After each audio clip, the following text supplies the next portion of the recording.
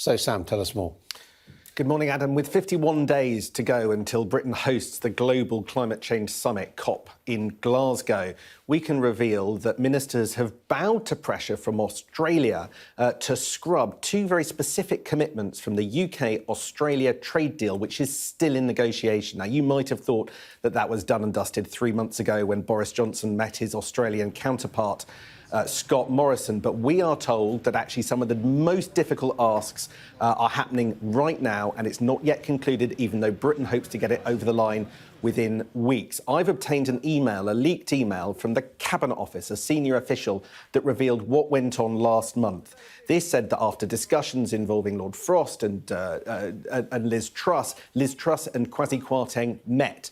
The note says the business secretary has agreed that in order to get the Australia FTA, free trade agreement, over the line, DIT, the Department for Trade, can drop both of the climate asks, i.e. on precedents of multilateral environment agreements over FTA provisions and a reference to the Paris Agreement temperature goals. Now, you remember that there was a previous COP summit in Paris that successfully bound the various nations to reducing their emissions by specific amounts. And whilst I understand that the UK-Australia trade deal will contain references, broader references to the Paris Agreement, it's those temperature commitments that will be dropped. Now, it raises two questions. One, how usual is it in trade agreements to have reference to climate change?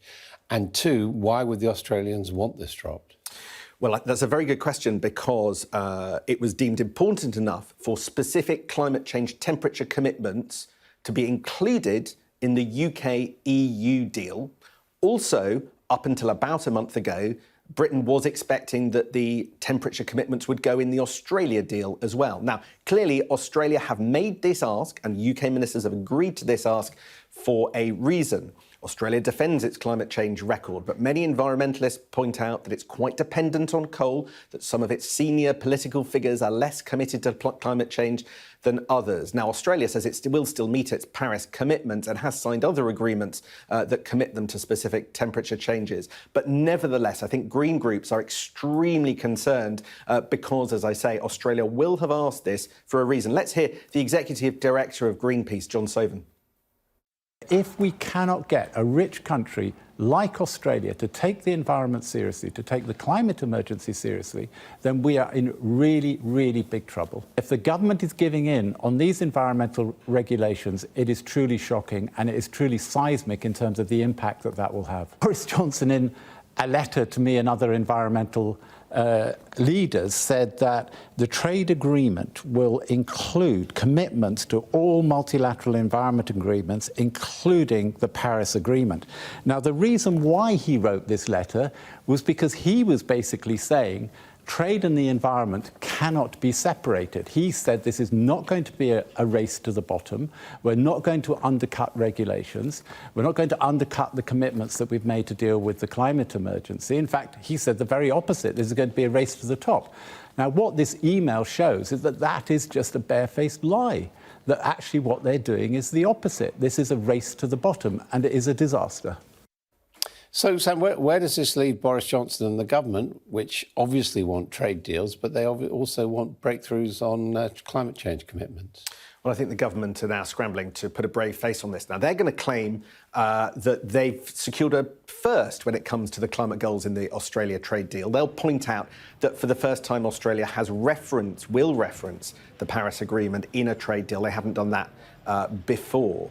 But the truth is that the binding elements have clearly been dropped, and that'll happen for a reason. So government sources, to me, talk about the commitments now being implicit rather than legally blinding and explicit. I suspect that opposition MPs, trade groups and environmental groups will make whatever they can of that very important change in language. There will nevertheless still be a whole chapter on the environment in this deal, but it just doesn't contain some of the things that environmental groups want to see. And increasingly Australia looking like one of the bad guys when it comes to climate change.